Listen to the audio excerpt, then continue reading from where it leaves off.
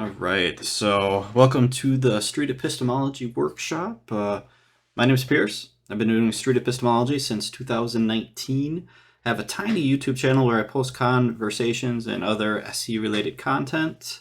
I also hold a weekly SE practice session on the Street Epistemology Discord server. This is one of my first times doing an event like this. I've done a couple other ones on a couple other servers. But when I first started doing this, when I was creating this presentation, I didn't quite know how to start out. So I asked ChatGPT how to start. It said, start out with a joke. So I was like, all right, that's cool. So the joke I came up, or actually I asked ChatGPT what joke I should use, and it told me this. Why did the street epistemologist bring a ruler to the conversation? It's to measure the testability of their interlocutor's claims. And I know that's a really bad dad joke, but that's what ChatGPT told me, and ChatGPT knows everything, right? But anyways, not even a pity laugh, but that's okay. That's okay. You guys are muted. You're probably laughing, and I just can't hear you. Never mind. But anyways, let's get started. You're not here for the dad jokes. So street epistemology is a method of having respectful and non-confrontational conversations with people about their beliefs, with the goal of helping them examine and reflect on the reliability of their beliefs and the method they use to arrive at them. The technique involves asking open-ended questions, listening attentively to the responses, and using follow-up questions to encourage critical thinking and self-reflection. Street epistemology can be used to discuss a wide range of topics, including religion, politics, science, societal issues, and any belief a person can hold. When having a conversation using street epistemology, the goal is to have your interlocutor, or the person you are conversing with, reflect on the quality of the reasons for their belief. Their confidence may increase or may decrease. Does anyone know why someone would want to do this?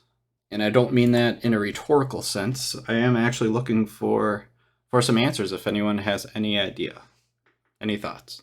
One reason that I came up with anyways is once they examine the quality of their reasons, they may want to adjust their confidence in their belief to match the quality of the reasons for their belief. So if they have this belief and they're like 100% confident that it's true, and through this conversation they realize that the reasons really aren't that great in quality and reliability, they may want to take that 100% confidence and reduce it to something more appropriate.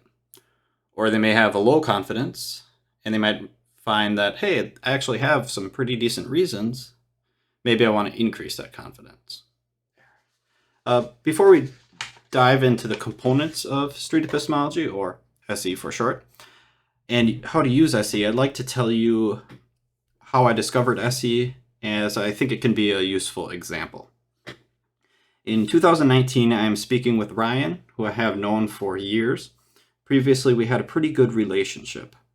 I had looked up to him. I thought he was a pretty great person. Then there was a small disagreement, nothing even notable. It isn't even about religion or anything even controversial. He tells me that I just have to have faith in regards to whatever the disagreement happened to be about. I don't even remember exactly what it was. It was a bit tongue-in-cheek. I told him I didn't have to have faith. I wasn't only referring to the disagreement, although I was. I also meant it in a religious sense, and he was well aware of what I meant. I was met with anger and shouting, and keep in mind, this was in a public space, so it was pretty embarrassing. And I was just told I had to believe in God. That's what Ryan told me. Does anyone think, or how many people in the room, you can either use voice or the text chat, how many people think that was convincing to me, what he said? Or another way to word it, would that have any influence on me? Would that change my mind? Would that alter my confidence? And we got one not really. We got somebody else typing. Nah, yeah. I kind of tend to agree with that. I don't think. I mean, obviously, I was there. That was me. So no, I don't. That did not change my confidence at all in a belief in any God. I mean, I knew there had to be a better way to talk about deeply held beliefs. Initially, I thought the best way was to present arguments to why Ryan was mistaken or to point out flaws in his argument. This is something I tried for a short period of time, not with Ryan, but with other people online. While I do not think there is anything wrong about having a cordial debate, I don't think it is the ideal method to discuss deeply held beliefs.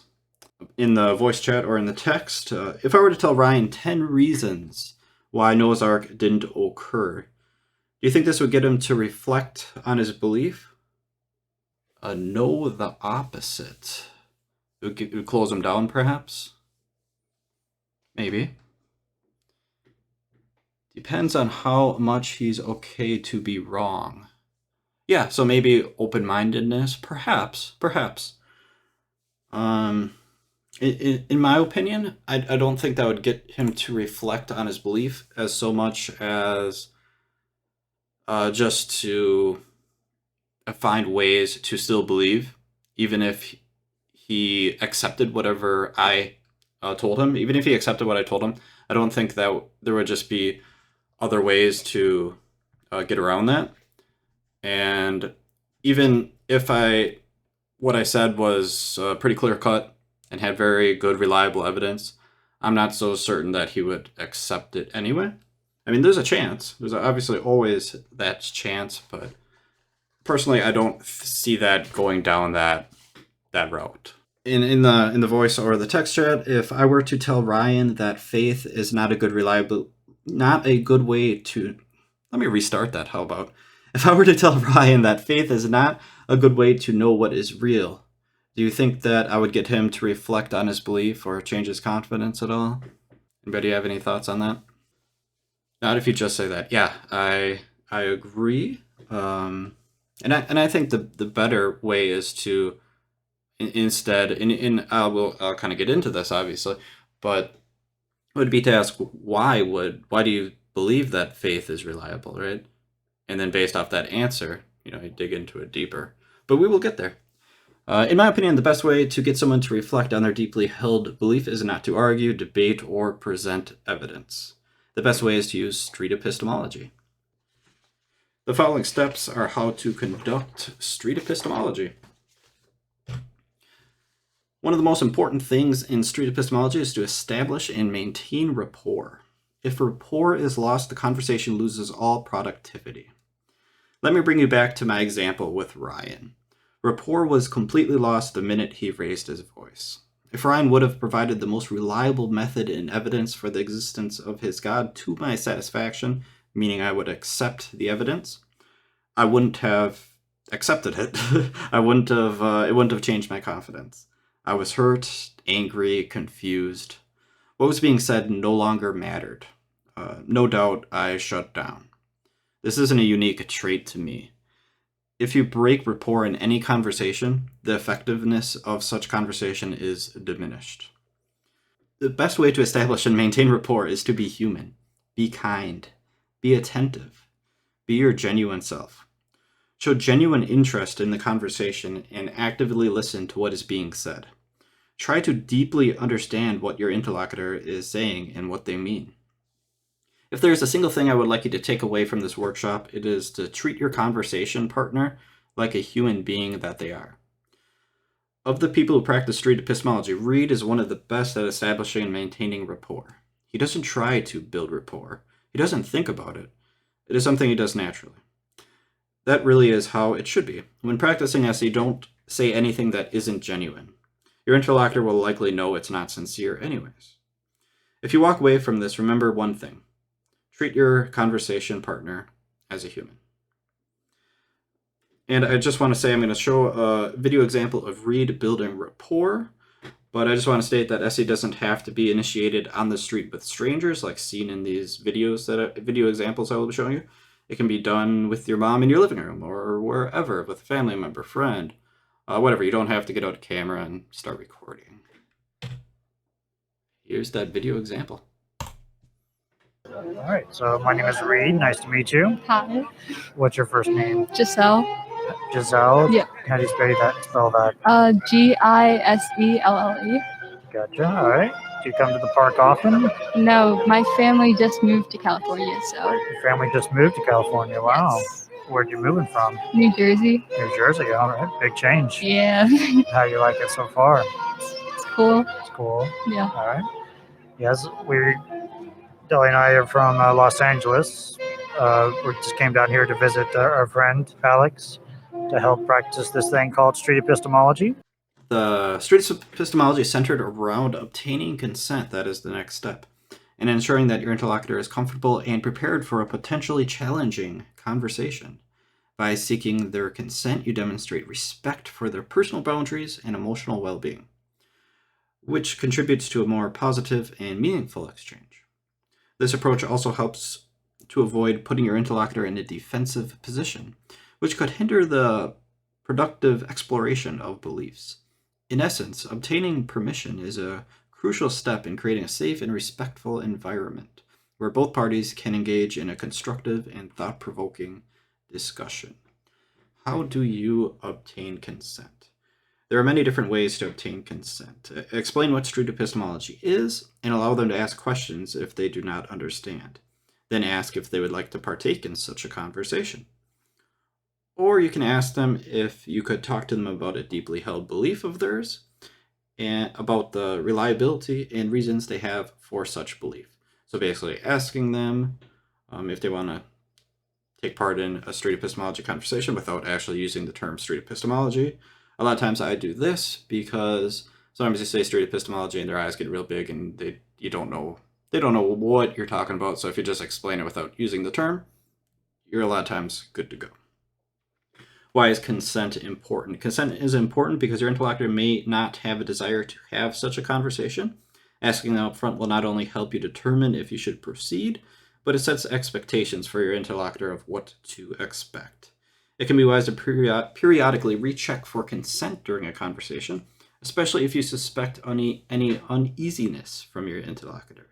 This can not only help you determine if you should continue the conversation, but will also help build rapport by demonstrating you care about your interlocutor. I got a video clip of deep discussions obtaining consent. I'm doing something called street epistemology. Epistemology is a philosophical term. It means the study of knowledge.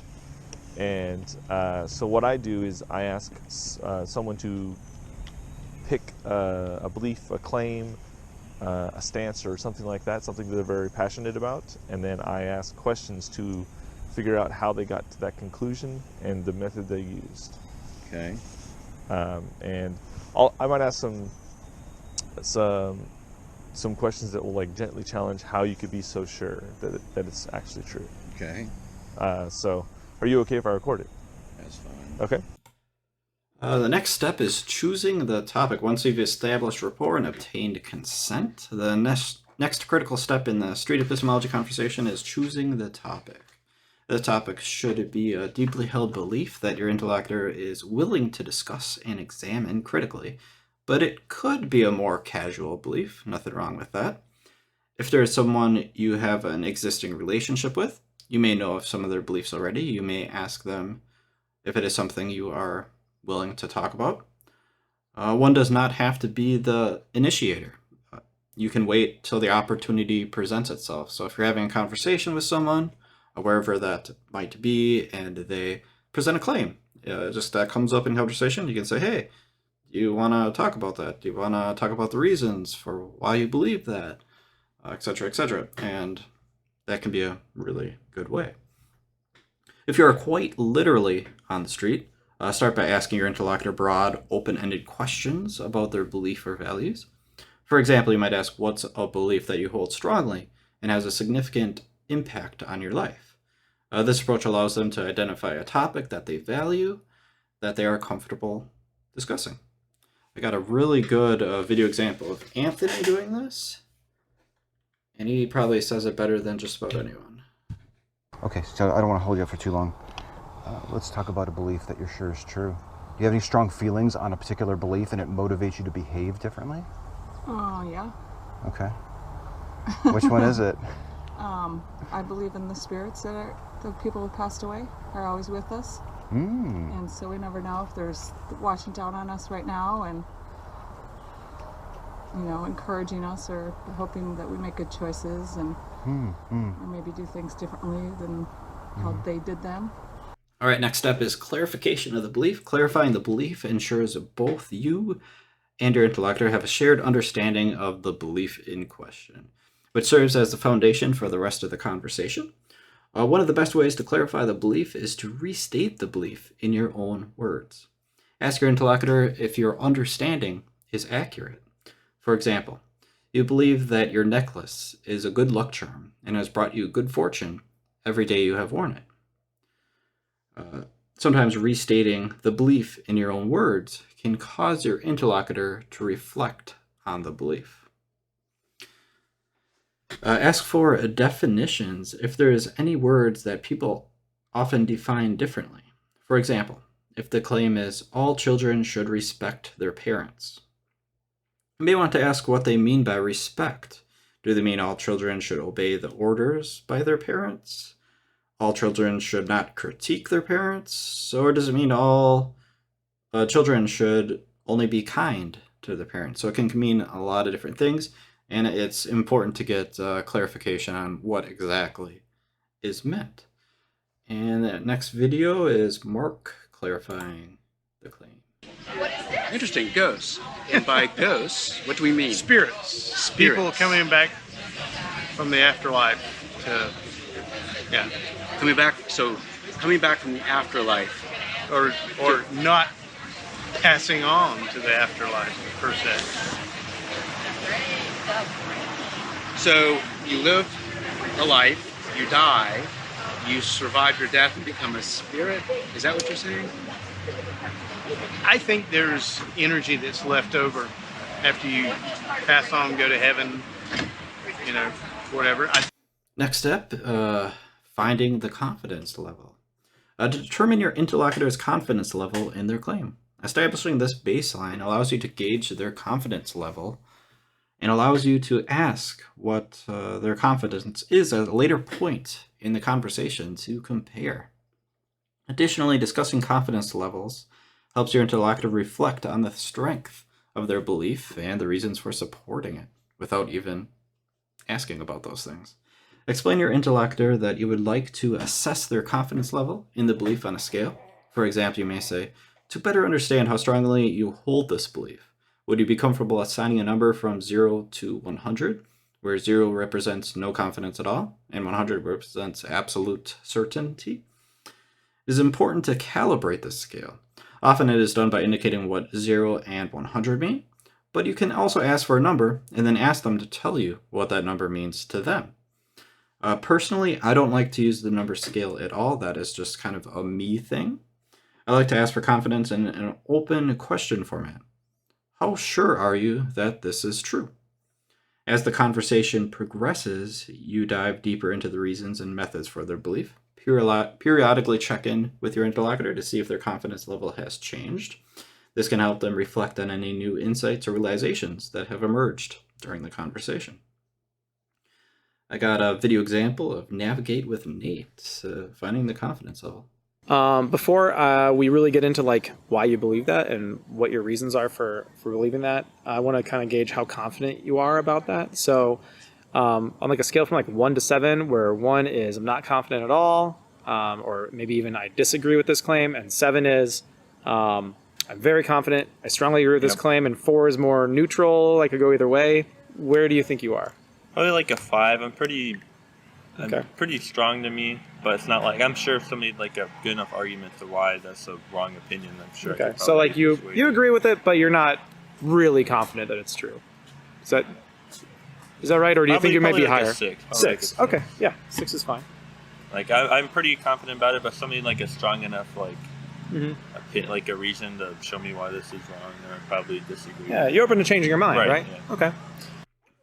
Reasons for belief, the why questions.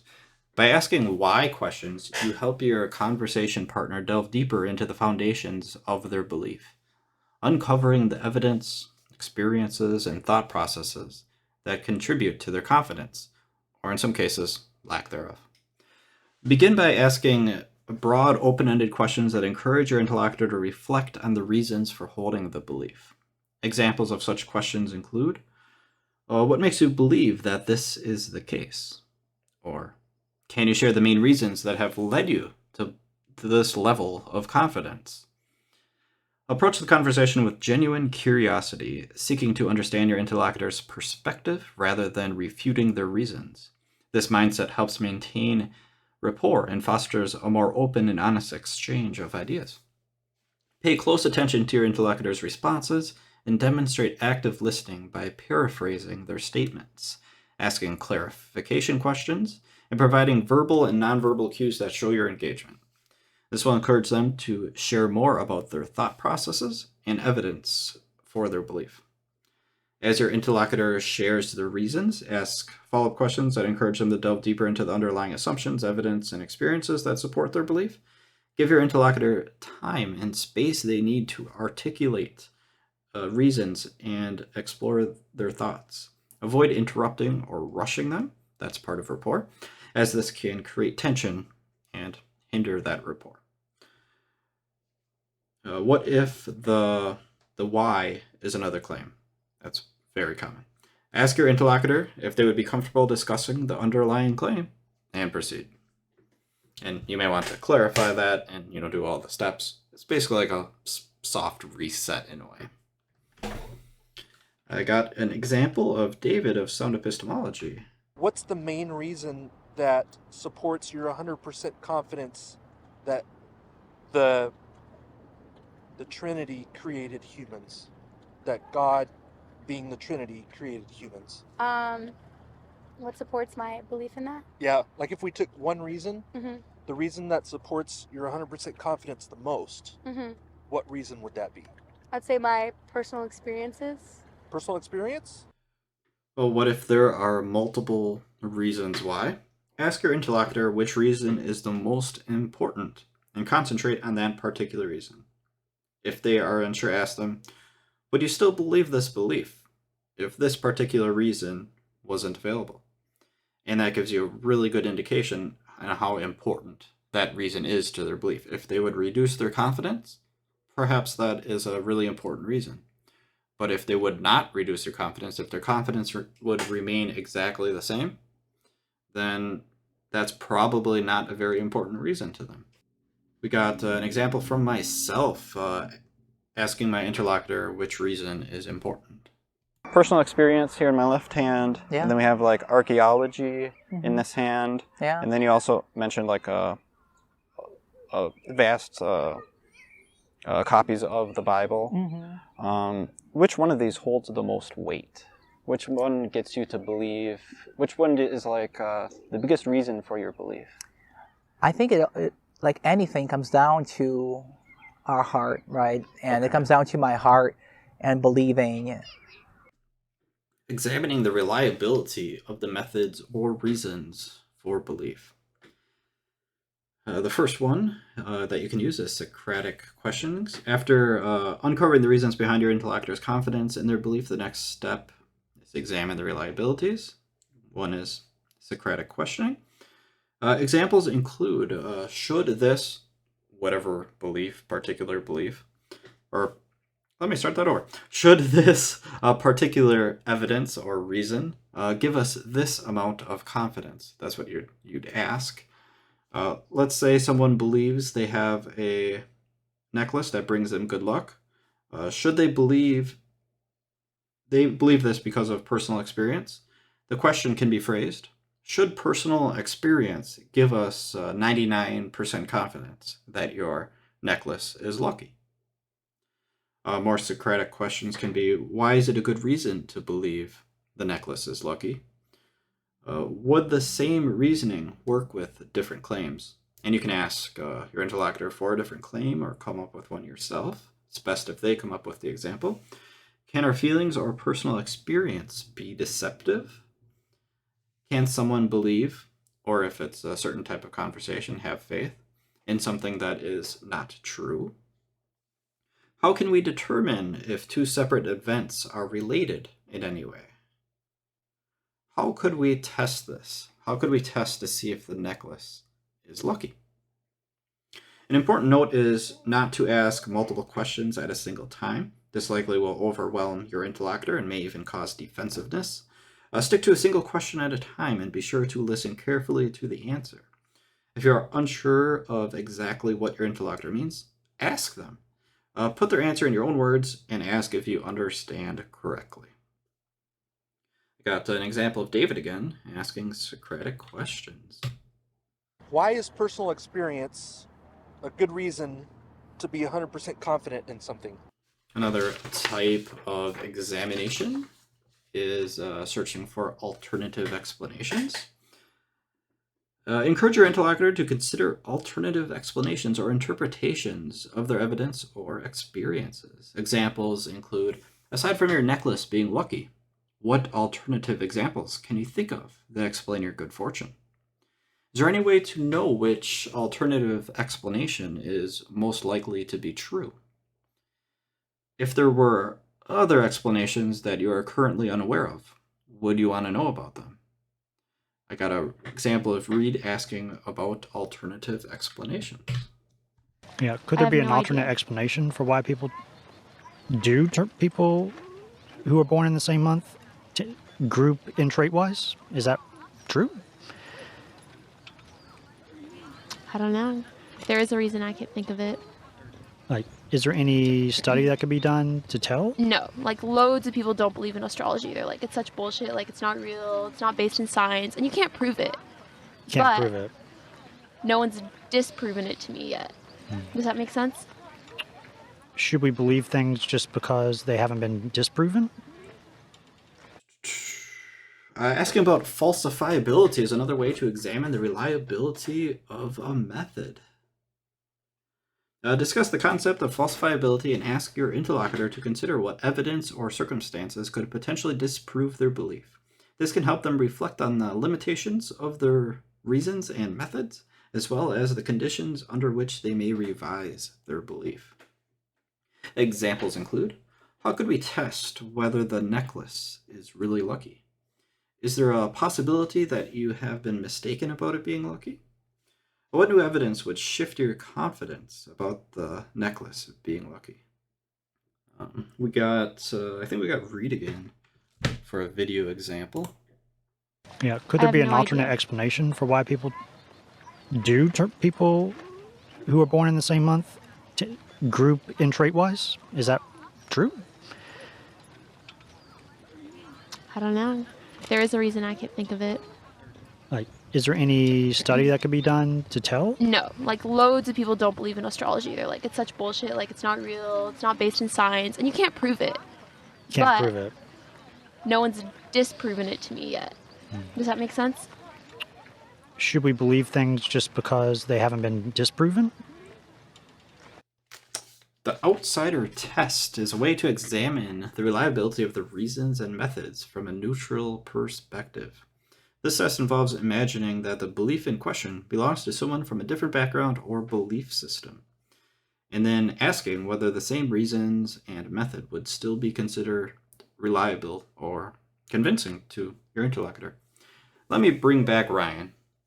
You guys remember Ryan from the beginning? The one with the God belief that I had a personal relationship with?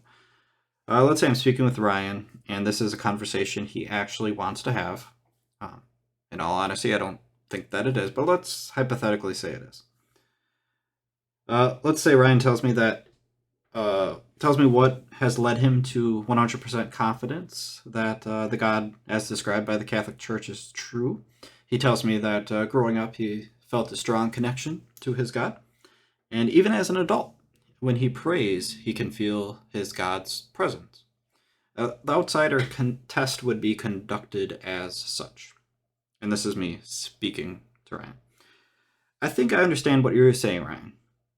It sounds like you can sense God, you sensed God throughout your childhood, and when you pray, even today, you can sense a connection with this God. If I were to bring a buddy of mine named Jeff, who believes in the multiple Hindu gods, and he were to tell you that he feels exactly the same way as you, Growing up, he felt a very strong connection to the gods he worships. And when he meditates, he can feel the presence of Shiva. Should Jeff believe in Shiva and the other gods of Hinduism because he feels their presence? And I got a video example of Anthony doing the outsider test. And it's probably just as good of an example. Correct me if I'm wrong here. I don't want to put words in your mouth. No. So, you were going through some hard times. You were sick. You started turning to this one book, and it really started changing your views on things. Is that right? What? Not that we would want you to get sick and go back in time and have that happen, but let's say that you were being raised in a completely different family that were Hindus. They were convinced that Krishna was the one true God, and you were being sick, and you were, you weren't sure where to turn, and you dusted off that book that was on your shelf, and you started really investigating about Krishna. Yeah. Do I think that I would? Do you think that you would have more gravitated towards that God rather than this God that you're following now? I don't know. That's a really hard question to answer, but I don't know. That is something good to think about. Like, I don't know. I mentioned before that I was studying. Maybe that. You would have had that book on your shelf probably. Do you think if you just by chance had grabbed that other book and really started committing yourself to Krishna, do you think that you might be out here representing a booth for a Hindu? I don't think so, because polytheistic religions never made sense to me anyways. Is that it for you? The religion has to make sense in some way for you to accept it? Honestly, if it doesn't make sense to you, then you're probably not going to believe in it as truly. Let's say that there's a Hindu walking by, and she just happens to get, she hears, that we're talking about Krishna, and she says, I was really raised in a Hindu environment, and I was taught Krishna. I didn't really believe in it, but then I was sick, and I grabbed this book, and I really started investigating it, and it makes tremendous sense to me. I get a feeling of peace whenever I really study it, and I'm 100% sure that it's true. When I would look at her with Krishna and you with Allah, I would have no idea of who to decide who might be more correct in the belief. Is there a tool that I might use to help determine that? Because I would want to believe, I would want to follow the person that was more correct, because I want to believe true things.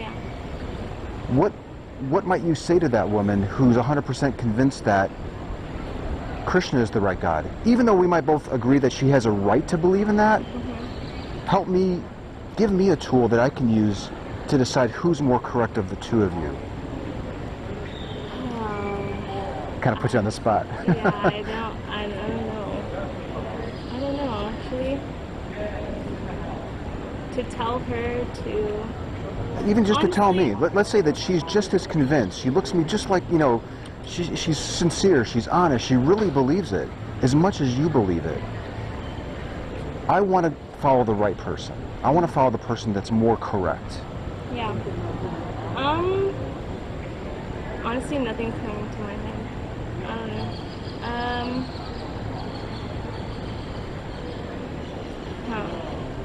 I don't know. I'm like, I have to think about this. To tell you to believe in Allah, like. We can even say, what might you suggest to me to convince me that she's mistaken and you are correct? This confirmation question's another way to examine the methods or reasons for belief. Ask your interlocutor what could reduce their confidence in their claim.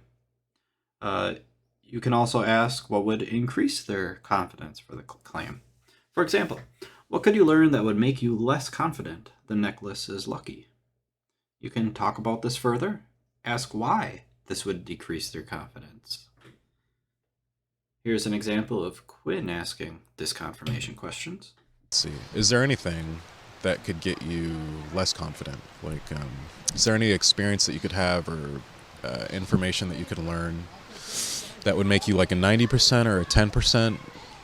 You do not have to examine the reason for belief using all of these methods. It is best to start with the method you think is best for the reasons that you're examining, and move on to another if you need to. By using techniques such as Socratic questioning, searching for possible alternative explanations, making the claim falsifiable, disconfirmation questions, and employing my favorite, the outsider test, you can help your interlocutor critically examine the reliability of their methods and reasons for belief. This process can encourage self-reflection, promote critical thinking, and lead to a deeper understanding of the strengths and limitations of their belief. Feedback and reflection. Near the end of the conversation, ask your interlocutor if this conversation has changed their confidence regarding their claim. Examples are, how did this conversation influence your understanding of your belief? Did our discussion reveal any new insights or perspectives you hadn't considered before? Are you still a 10 on the confidence scale? Did you enjoy our conversation?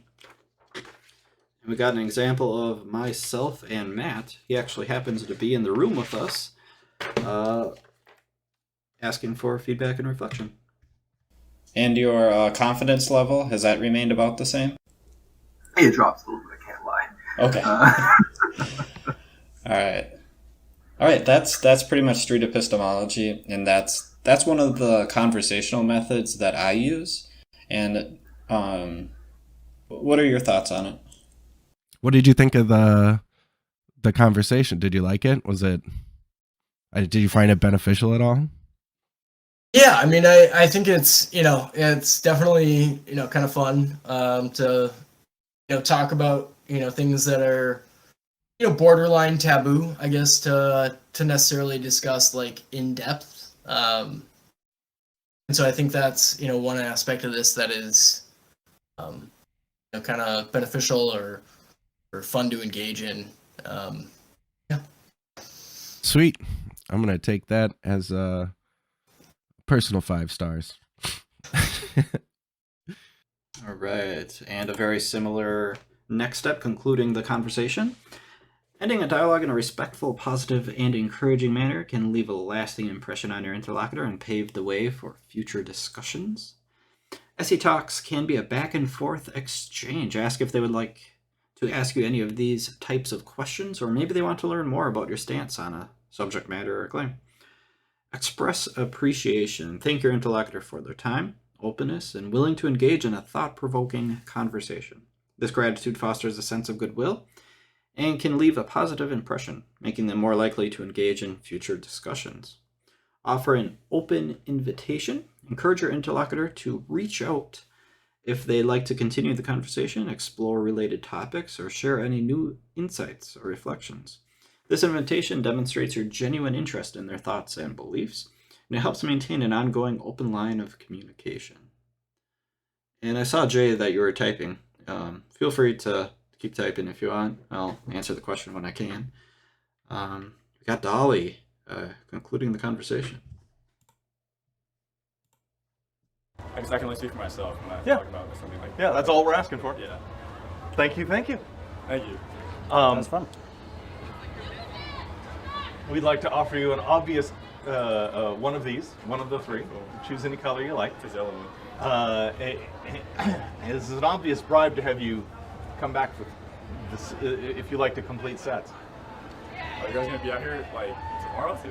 We will be around Wednesdays when we can.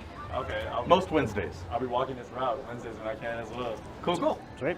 Thank you. Thank you. Thank you guys.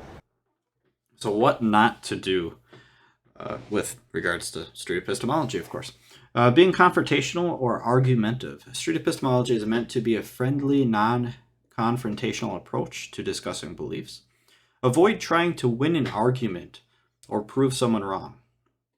Presenting evidence.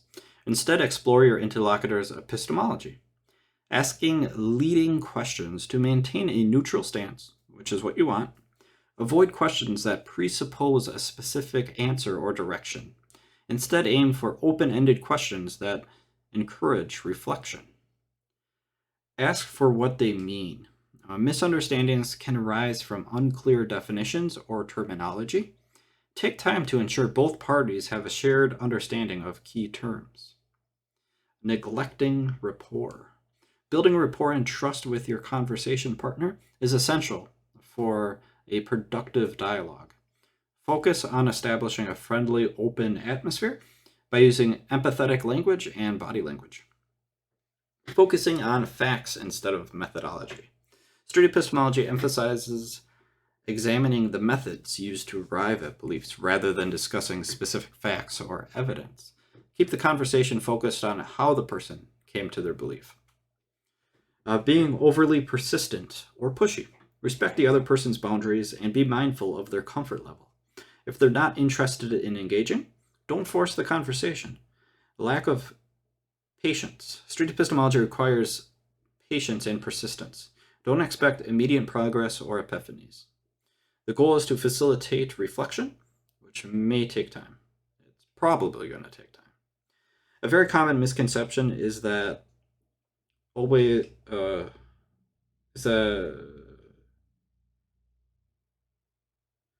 okay, sorry, I made a typo in my notes and it threw me off. A very common misconception is that street epistemology is proselytizing, which many people define as telling people what to think.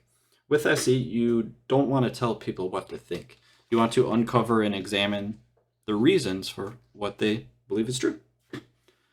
All right, Jay, I can see your question now. When asking about the confidence level, when asking if the confidence level changed, it can come across as if you wanted to change their mind. I agree, it can. While in the beginning, you assure someone that it's not about winning over souls to your camp. How do you handle this? Sorry, just not a native speaker. Okay, no problem. Cool.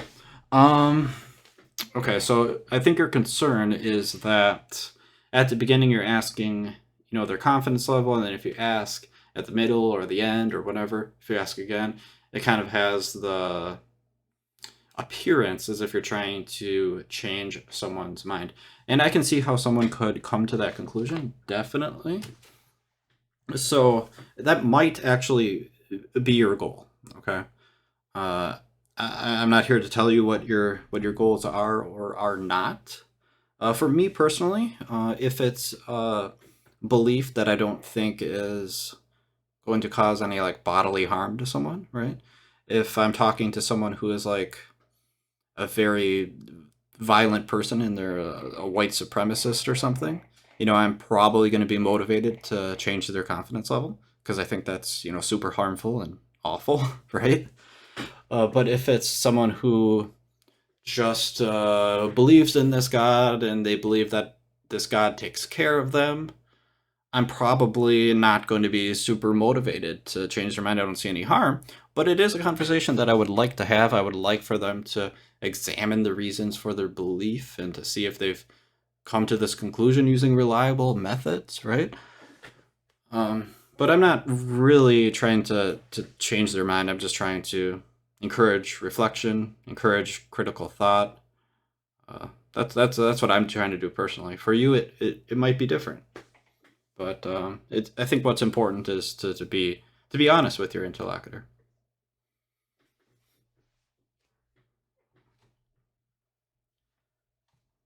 All right, moving on. Negative outcomes. There can be negative outcomes for your interlocutor while using SE.